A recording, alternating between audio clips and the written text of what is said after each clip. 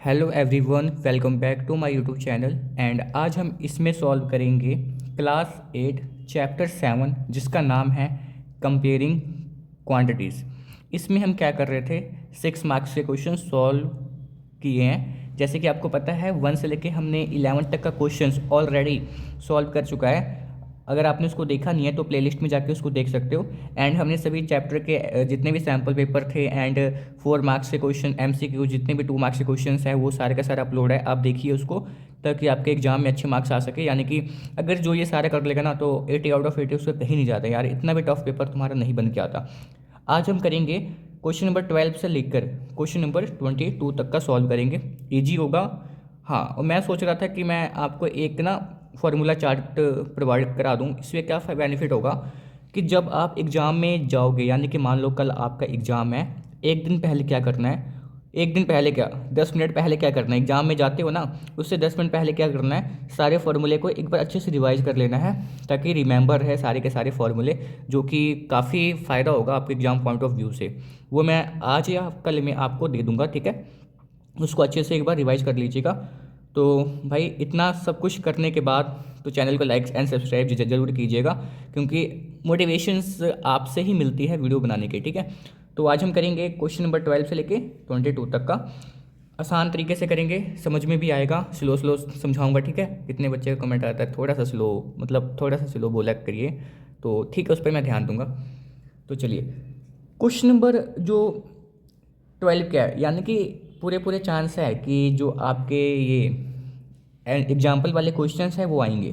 तो चलिए question number 12 आपके पेज नंबर 131 पे गिवन है, वहीं से समझते हैं, ठीक है। 131 पे क्वेश्चन नंबर 12 आपको गिवन है। इससे पहले क्वेश्चन सारे मैंने समझा दिया है, आप देखिए प्लेलिस्ट चेक कीजिए। क्वेश्चन नंबर क्या है, इस shop gives 20% discount of A market price. यानी कि शॉप है, कोई शॉप है, ये आपको जो आपको मार्केट प्राइस दिया है ना, इसमें आपको 20% का क्या दे रहा है, ये डिस्काउंट दे रहा है। यानी कि अगर ये 300 का है, इसमें से क्या करेगा ये 20% का क्या करेगा, ये डिस्काउंट देगा। What should be selling price of each of the following. यानी कि बताओ, अगर ये 300 में से 20% का डिस्काउंट आपको दे दिया है, अब इसका प्राइस कितना हो जाएगा, है ना। इससे तो ऑब्वियस सी बात है कम हो जाएगा, क्योंकि मुझे इसमें 20% का डिस्काउंट मिला है। सेम पेयर ऑफ शूज़ में भी आपको 20% का डिस्काउंट मिला है, ठीक है। तो हम क्या करेंगे, सिंपल सा क्वेश्चन है। पहले हम क्या करेंगे, 20% दिया है, इसका हम अमाउंट में पता कर लेंगे भाई एक्चुअल में अमाउंट है कितनी। तो मुझे 20% डिस्काउंट किसका मिल रहा है, 20% डिस्काउंट ऑफ मिल रहा है 300 का। कितना मिल रहा है, 300 में से मुझे 20% का क्या मिल रहा है, डिस्काउंट मिल रहा है। तो 300 मल्टीप्लाई 20 का 20, अगर परसेंट हटाएंगे अपॉन में क्या आएगा, 100 आएगा। अगर परसेंट हटाएंगे अपॉन में क्या आएगा, 100 आएगा। अब क्या करेंगे, देखो ये देखो 2 जीरो है ना, 2 जीरो से आप 2 जीरो को क्या कर दो, कैंसिल कर दो। 20 को अगर 3 से मल्टीप्लाई करेंगे तो 60 आएगा। मुझे इतना पता चल गया, जो मुझे डिस्काउंट मिल रहा है वो 60 रुपये का मिल रहा है। अब मैं 300 में से 60 को माइनस कर दूंगा, वो मेरा क्या होगा, एक्चुअल प्राइस होगा। तो सेलिंग प्राइस ऑफ ड्रेस क्या हो जाएगा, यानी कि मैं मार्केट प्राइस में से डिस्काउंट को माइनस कर दूंगा। पहले मुझे परसेंट में दिया था, अब मैंने इसको अमाउंट में निकाला। जब मैं माइनस करूंगा तो इसका क्या आ जाएगा, 240 आ जाएगा। सेम हम क्या करेंगे, पेयर ऑफ शूज के साथ करेंगे। अब 20% ऑफ 750 करेंगे, यानी कि 750 में से 20% का डिस्काउंट मिल रहा है। इसका पहले हम एक्चुअल प्राइस निकालेंगे, यानी 20%, यानी कि अमाउंट ये है कितना। तो 750 का 750, 20 का 20, अपॉन में क्या आ जाएगा 100%, हटाएंगे तो अपॉन में क्या आएगा, 100 आएगा। अब हम क्या करेंगे, 1 जीरो से ये जीरो कैंसिल, 1 जीरो से ये जीरो कैंसिल। 75 को अगर 2 के साथ मल्टीप्लाई करोगे तो क्या आएगा, 150 आएगा। अब बस कुछ नहीं करना है, 750 में से 150 को क्या कीजिएगा, माइनस कीजिएगा, तो क्या आ जाएगा, 600 आ जाएगा। क्वेश्चन काफ़ी ईजी था ना, ठीक है। तो ये मेरा आ गया क्वेश्चन नंबर फर्स्ट का सॉल्यूशन, यानी कि एग्जाम्पल का क्वेश्चन गिवन था, करना होगा, ठीक है। यानी कि मैंने भी यार मतलब पूरा जोर लगा दिया, यानी कि कॉलेज ना कॉलेज जाना, यानी कि कॉलेज में भी 6 दिन से नहीं जा रहा हूँ, उतना ज़्यादा कॉलेज में काम होता नहीं है, ठीक है। तो इसलिए मैं सोचा कि सारा जो टाइम है ना आप पे लगा दूँ। मैं कुछ ना कुछ फॉर्मूले चार्ट बना रहा हूँ ताकि आपको एग्जाम में दे सकूँ, ताकि मतलब जितना हो सके मैं उतना कर रहा हूँ आपके लिए, ठीक है। इसके बाद क्या है, क्वेश्चन नंबर 13 है। देखो 133 पेज नंबर पे है, ये भी एग्जाम्पल का ही क्वेश्चन है, ये रहा।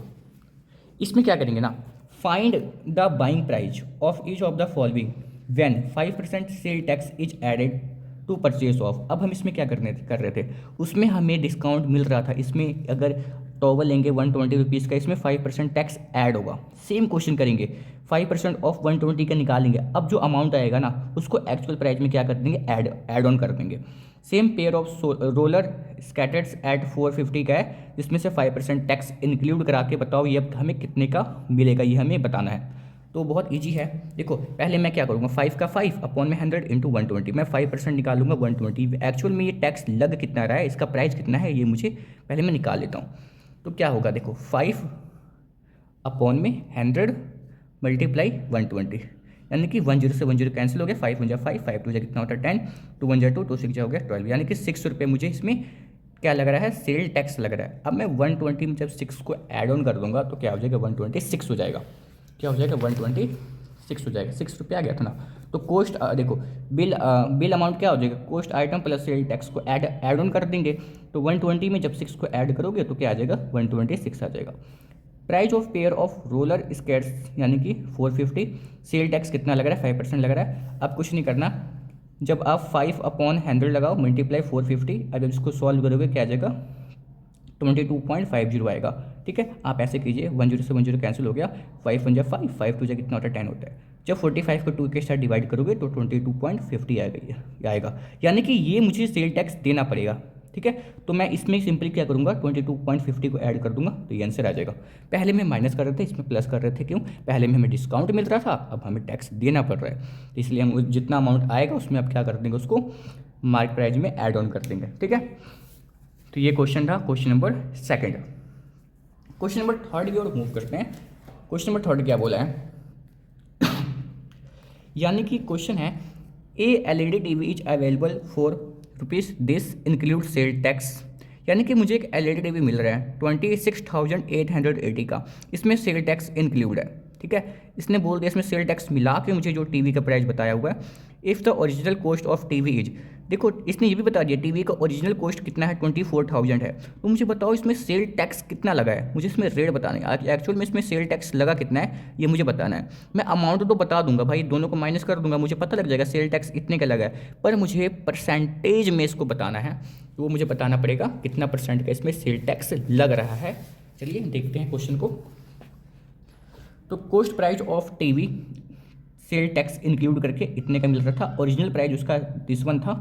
सेल टैक्स यानी कि कॉस्ट प्राइस में से अगर मैं ओरिजिनल कॉस्ट प्राइस को माइनस कर दूंगा तो आ जाएगा मेरा, यानी कि सेल टैक्स अमाउंट में कितना लगा है। सिंपली जब मैंने 26,880 में से 24,000 को माइनस किया तो 2,880 आ गया, इतने का मुझे क्या लग रहा है, सेल टैक्स लग रहा है। अब मुझे इसको परसेंटेज में निकालना है। परसेंटेज में निकालने के लिए क्या करते हैं ना, सेल टैक्स अपॉन में ओरिजिनल कॉस्ट प्राइस मल्टीप्लाई 100 कर दो, ये किस में आ जाएगा, परसेंटेज में आ जाएगा।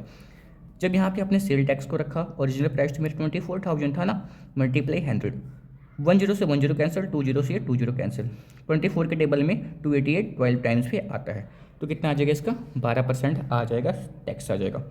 ठीक है, ये था क्वेश्चन नंबर कौन सा।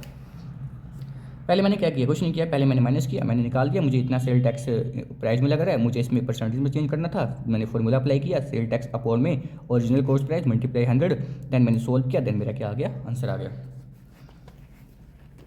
इसके बाद क्वेश्चन लिखो, क्या कौन सा क्वेश्चन करेंगे। इसके बाद जो क्वेश्चन अपना होगा वो होगा ये वाला, सेल, देखते हैं। ठीक है, the sale tax rate of, ये मैं देखो क्वेश्चन पढ़ लो, मैं इसमें से सॉल्व करा रहा हूँ ताकि साथ साथ में समझते रहेंगे, साथ साथ में करते रहेंगे। The sale tax rate is 8%। ठीक है, if Rahul bought a washing machine and paid a sale tax of 1920, what is the cost of washing machine before sale tax. अब मुझे क्या बोला है, देखो यानी कि मुझे कॉस्ट ऑफ, इसने क्या बोला, वॉशिंग मशीन का बोला बिफोर सेल टैक्स, और मुझे कॉस्ट भी नहीं पता वॉशिंग मशीन का कितना है, बस मुझे ये पता है कि उसमें 8% का क्या लग रहा है, टैक्स लग रहा है, और सेल टैक्स 8% का कितना है, 1920 है।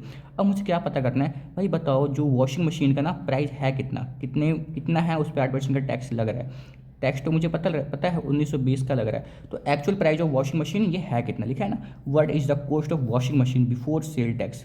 ठीक है, हमें क्या बताना है, कॉस्ट बताना है वॉशिंग मशीन का बिफोर सेल टैक्स से पहले। तो मुझे भाई ओरिजिनल कॉस्ट प्राइस तो पता नहीं है कितना है, तो मैं इसको क्या मान लूँगा, एक्स मान लूँगा, यानी कि ये मैंने मान लिया, एक्स मान लिया। ठीक है, वॉशिंग मशीन का जो कॉस्ट था, सेल टैक्स इस पे क्या लग रहा है, 8% लग रहा है, यानी कि 8% ऑफ एक्स, यानी कि जो वॉशिंग मशीन को मैंने एक्स माना था उस पर 8% का क्या लग रहा है, टैक्स लग रहा है। तो 8/100 मल्टीप्लाई एक्स, यानी कि जब इन दोनों को मल्टीप्लाई करूंगा ना तो 8x आएगा अपॉन में 100। ये 1920 कहाँ से आया, ये सेल टैक्स की मुझे प्राइस गिवन थी 1920, ठीक है, तो मैंने वहीं से नोट डाउन किया। अब यहाँ से आप x की वैल्यू निकालिए, कैसे निकालेंगे, इन दोनों को क्या कीजिए, मल्टीप्लाई कीजिए। 1920 मल्टीप्लाई 100 अपॉन में, ये मल्टीप्लाई में था, क्या आ गया डिवाइड में equal to X. Then simply क्या करोगे, जब इन दोनों को मल्टीप्लाई करोगे तो ये आएगा अपॉन में 8, जब डिवाइड करोगे क्या आएगा, 24,000 आएगा। तो मेरे एक्स की वैल्यू कितनी आएगी, 24,000 आ गया। The cost of washing machine before sale tax is 24,000 आ गया, ठीक है। मुझे वॉशिंग मशीन का प्राइस ही नहीं पता था, इसने बोला भाई वॉशिंग मशीन का प्राइस बताओ बिना सेल टैक्स ऐड ऑन किए, तो मैंने, तो हमारी एक्स की वैल्यू कितनी आ गई, 24,000 आ गई, ठीक है। ये था क्वेश्चन नंबर कौन सा, अब देखो कौन सा क्वेश्चन नंबर ये क्वेश्चन था 16, देन 15 था, देन 16 को मूव करते हैं। The cost of pair of shoes eight shop this sale tax, कितना ईजी है ना, इसने बोला शूज का प्राइस इतना है, उसमें सेल टैक्स इतना लग रहा है, अब मुझे बताओ उसका बिल अमाउंट कितना होगा। सेम क्वेश्चन नंबर इससे पहले के, इससे जो पहले किए थे ना, उससे पहले वाला क्वेश्चन के जैसे है। देखो कॉस्ट ऑफ शूज का जो मुझे दिया है प्राइस इतना दिया है, इसमें सेल टैक्स इतना लग रहा है, बताओ बिल अमाउंट कितना होगा। अब ये वाला जो हम देखो क्या करेंगे, इसमें हम ऐड ऑन कर देंगे। कैसे करेंगे, मुझे पता है 5% टैक्स लग रहा है किसमें, 440 प्राइस हुए, तो पहले मैं पता कर लूँगा एक्चुअल में अमाउंट 5% है कितना, तो 5/100 मल्टीप्लाई 440 यानी कि 440। कैंसिल ऑन करेंगे, देखो 0 से 0 कैंसिल हो गया, 5 के टेबल पे 10 2 टाइम्स पे आता है, 2 के टेबल पे 44 22 टाइम्स पे आता है, रुपीज़ कितना आ गया 22, यानी कि 22 क्या लग रहा है इसमें, सेल टैक्स लग रहा है। अब मैं इसको ओरिजिनल प्राइस में सेल टैक्स जब प्लस कर दूंगा तो मुझे बिल अमाउंट क्या लग जाएगा, पता लग जाएगा, कितना आ गया 462 आ गया।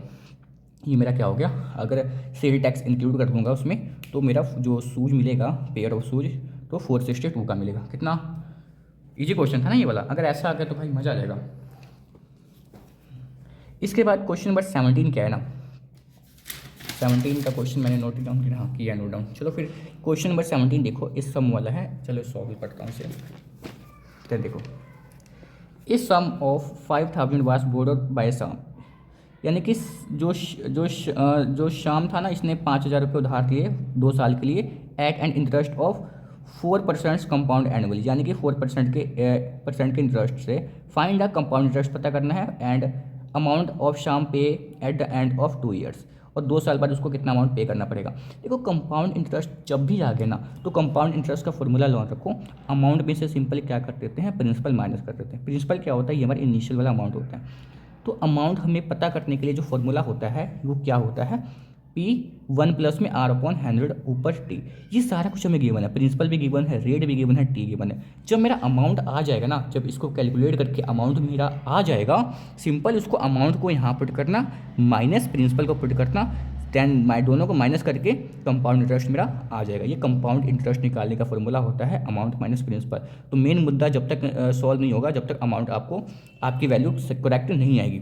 तो अमाउंट का फॉर्मूला ये है, फॉर्मूला पुट कीजिए 5,000 ब्रैकेट में 1 का 1 प्लस का प्लस, आर की जगह 4, 100 का 100, ऊपर क्या आएगा 2, क्योंकि उसने 2 ईयर्स का टाइम था वो।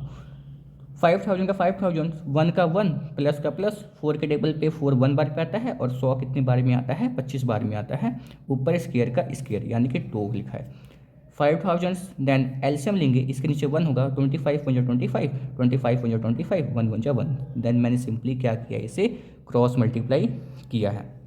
इसके बाद 5,000 का 5,000, 25 में अगर 1 प्लस करेंगे 26 आएगा, अपॉन में 25 ऊपर होल स्क्वायर।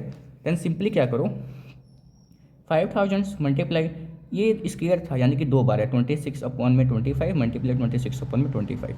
जब मैं इसको कैंसिल किया ना, तो क्या क्या आ रहा है, 8 आ रहा है। यानी कि आपने कैसे कैंसिल किया, मुझे करके दिखाओगे, ठीक है दिखाता हूँ। 25 मल्टीप्लाई 25 था ना, 25 के टेबल पे जो 50 आता है वो 2 बार में आता है, तो ये 2 जीरो बच गया, 2 जीरो मैंने ऊपर लिखा। 25 के टेबल पे 208 बार में आता है, तो बस 8 मल्टीप्लाई 26 मल्टीप्लाई 26, एंड सिंपली मैंने लिखा है कितना आ गया, 5,400 आ गया। कंपाउंड इंटरेस्ट मैंने क्या बोला था, अमाउंट में से क्या कर दो, प्रिंसिपल को माइनस कर दो। अमाउंट मेरा 5,408 आ गया, प्रिंसिपल कितना था, 5,000 था। जब दोनों को माइनस करोगे ना तो क्या आ जाएगा, 408 आ जाएगा, ठीक है। तो रुपीज़ में लिख दीजिएगा ठीक है, तो ये मेरा क्या हो गया, आंसर आ गया। एक बार देख लीजिए। देन इसके बाद नेक्स्ट क्वेश्चन की ओर हम क्या कर रहे हैं, मूव ऑन कर रहे हैं। इसके बाद क्या है, फाइंड अब इसको देख लो, फाइंड द कंपाउंड इंटरेस्ट वाला है, चलिए सॉल्व करते हैं। ये रहा क्वेश्चन, मैंने साथ नोट किया है। इसी में बस टाइम लगता है ना, क्वेश्चन को पहले नोट करो फिर समझाओ, बस इसी में टाइम लगता है और इसमें टाइम नहीं लगता। Find the compound interest for 2 years at 5% per annum compound annually where principal is 10,500। Same question है, बिल्कुल सेम टू सेम क्वेश्चन है, कुछ नहीं। देखो मुझे प्रिंसिपल भी पता है और मुझे कंपाउंड इंटरेस्ट क्या करना है, फाइंड आउट करना है। अब देखो मैंने बोला था ना, अगर कंपाउंड इंटरेस्ट आपको पता करना है तो आपको अमाउंट पता होना चाहिए। अमाउंट का फॉर्मूला क्या होता है, पी ब्रैकेट में 1 + R/100T। सारी वैल्यू आपको गिवन है, पी भी पता है, आर भी पता है और टी भी पता है। बस कुछ नहीं करना है, पुट ऑन करना है फॉर्मूले में, बस पुट कर देते हैं और आंसर आ जाएगा।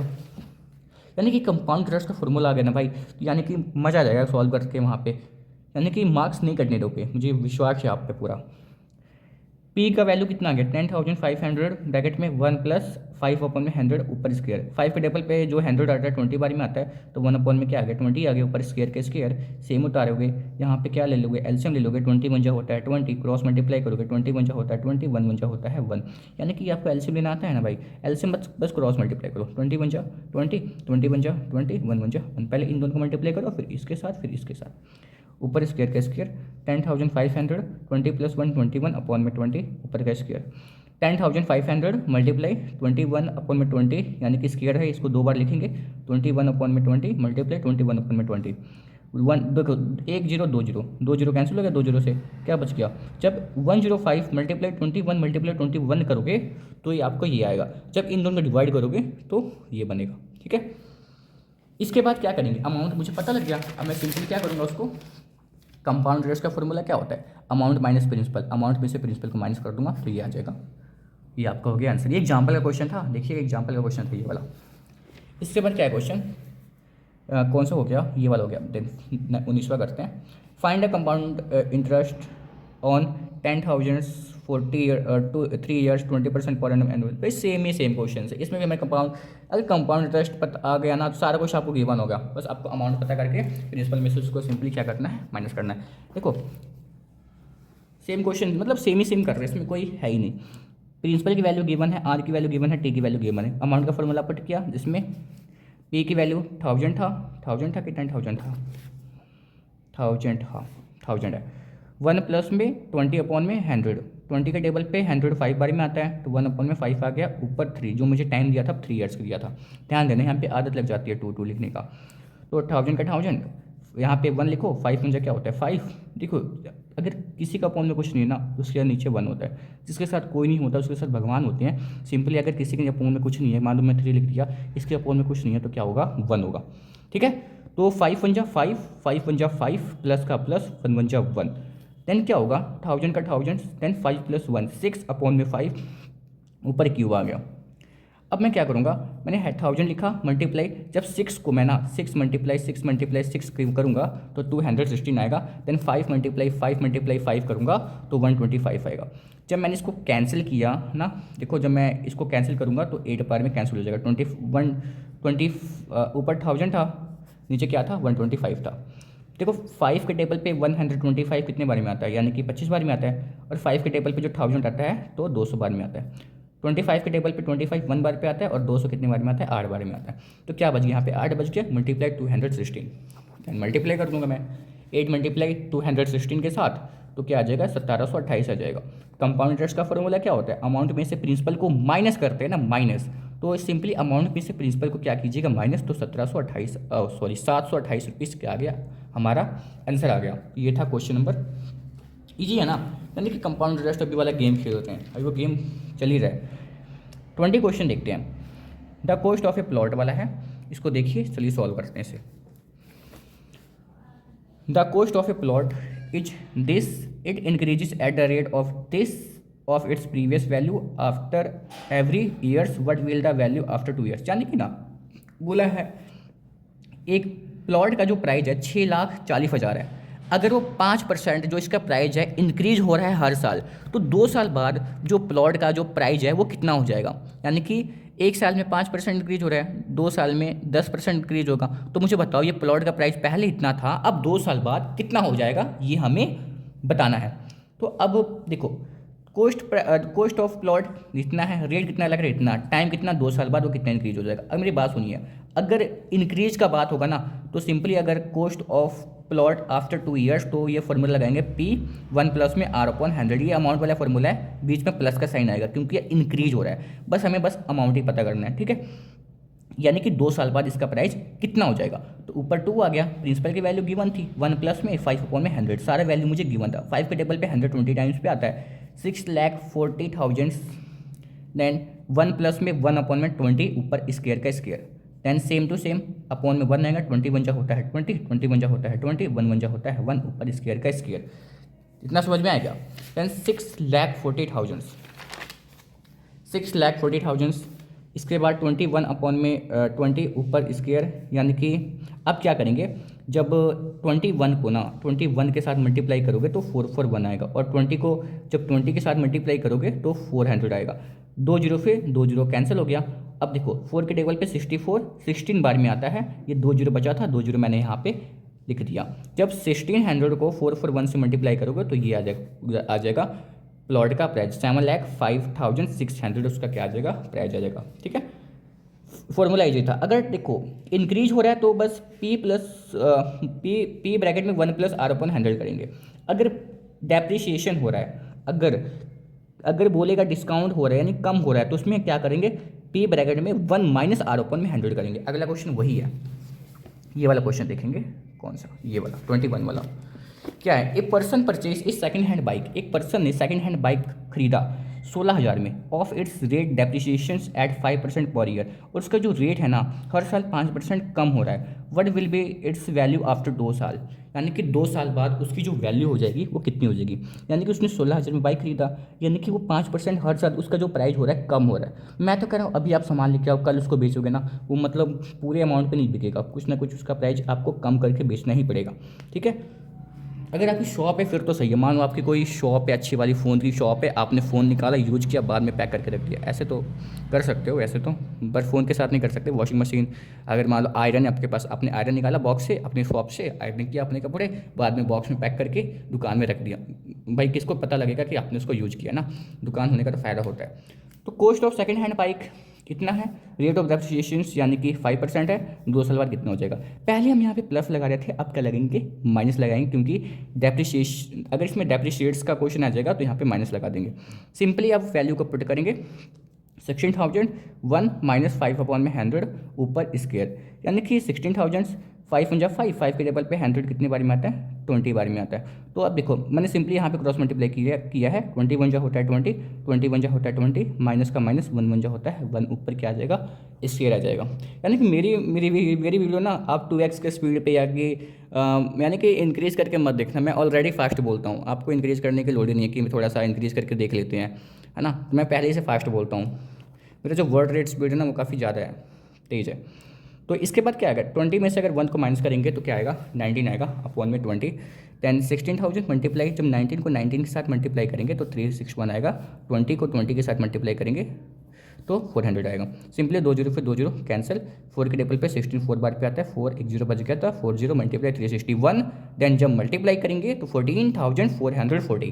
पहले उसने जो बाइक खरीदी थी 16,000 में खरीदी थी, अब जो इसका प्राइस गिर गया है 14,440 का हो गया इसका प्राइस बाइक का, ठीक है।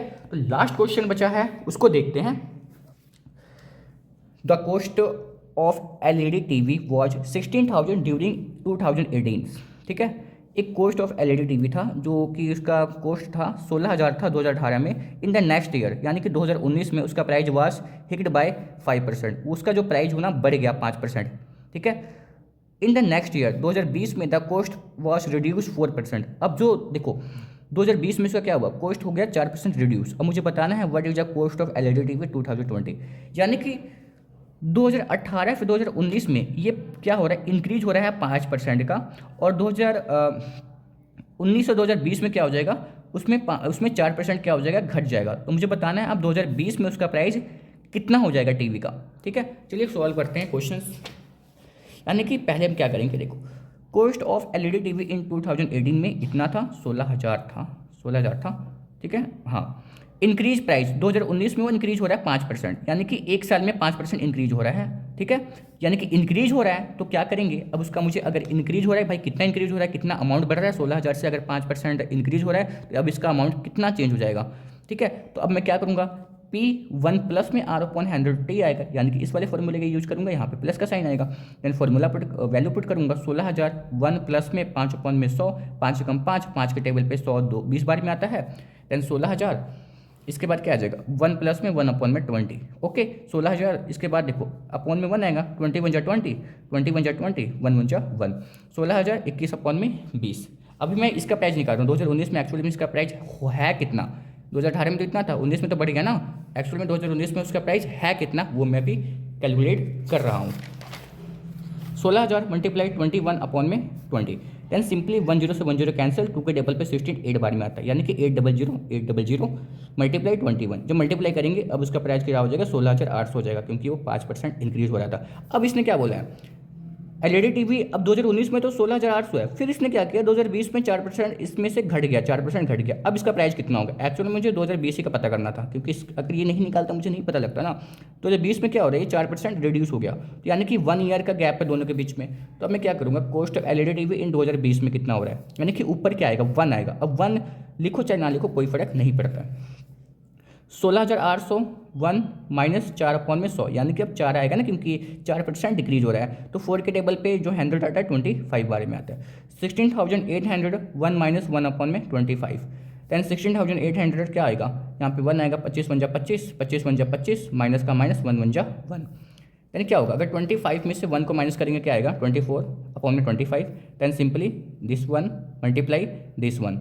25 के टेबल पे 16800 कितनी बार में आता है, 672 टाइम्स पे आता है। अब डिवाइड करके चेक कीजिएगा, जब दोनों को मल्टीप्लाई करेंगे ना तो क्या आ जाएगा, ये आ जाएगा 16,128 रुपीज़ इसका प्राइस हो जाएगा, यानी कि अब 4% कम हो गया ना, तो उसका प्राइस उससे कम हो गया।